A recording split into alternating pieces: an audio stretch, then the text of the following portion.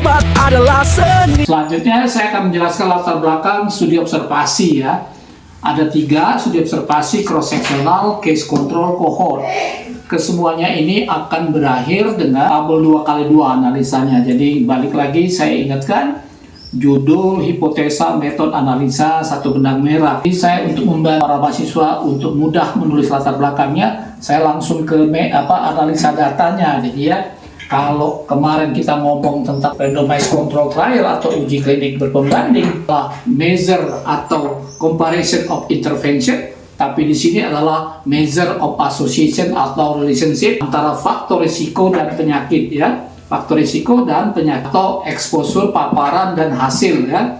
Yang inilah yang disebut disease, inilah yang disebut dependent variables, yang inilah disebut independent variables ya. Tolong diingat ya. Ini disebut independent ya, yang di sini yang disebut dependent variables ya. Mau cross sectional, case control ataupun cohort, semuanya akan berakhir dengan tabel 2x2.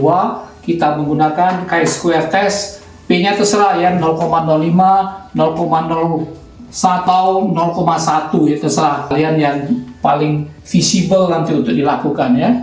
Jadi ini konsepnya ya. Jadi di dalam judul minimal ada 2 gitu ya, faktor risiko dan penyakit. 2 variabel, ada satu variabel independen dan satu lagi variabel dependen gitu ya.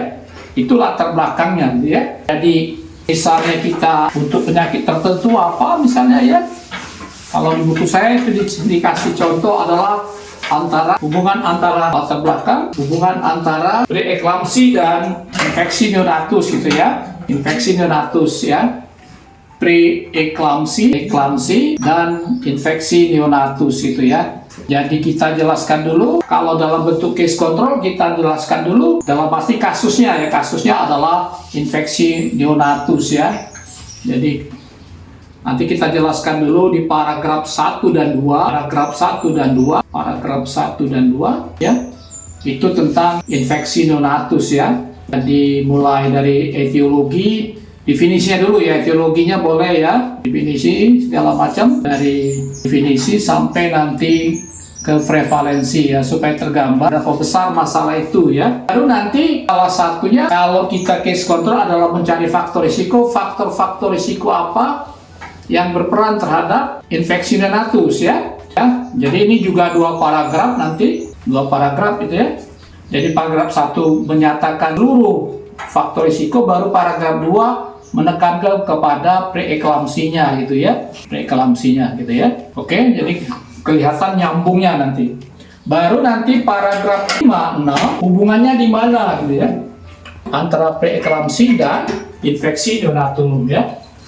Jadi paragraf 5-6, paragraf 5-6 untuk secara 5-6 itu hubungannya ya, bukti-bukti dari penelitian-penelitian yang inilah yang kita tonjolkan nanti secara ringkas dari studi pustaka yang kita buat di bab 2 gitu ya. Seperti tadi yang kemarin randomized control trial, hubungannya di mana kalau di randomized control trial mana yang lebih untung gitu ya, lebih efektif gitu ya. Baru yang terakhir, mengapa penelitian ini penting ya, why this study is important ya.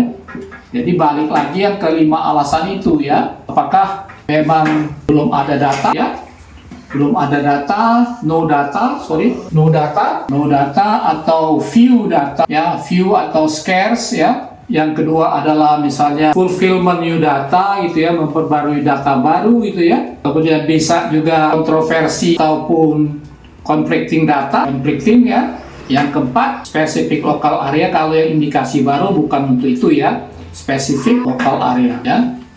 Jadi itu dulu jadi ya. Jadi antara case control dan cross sectional itu hampir mirip ya.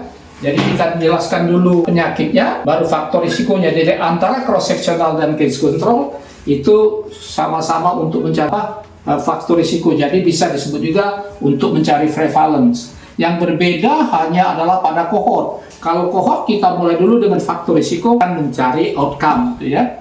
Jadi kalau di cohort kita jelaskan dulu paragraf 1-2 itu faktor-faktor risikonya, baru paragraf 1-2, paragraf 3-4-nya baru kita ngomongin tentang penyakitnya, baru hubungannya bagaimana. Ya, jadi itu perbedaannya ya antara studi observasi dan studi intervensi atau eksperimental. Ya, terima kasih telah nonton, itu dulu ya. Mudah-mudahan jelas. Silakan subscribe, like, and share. Ciao.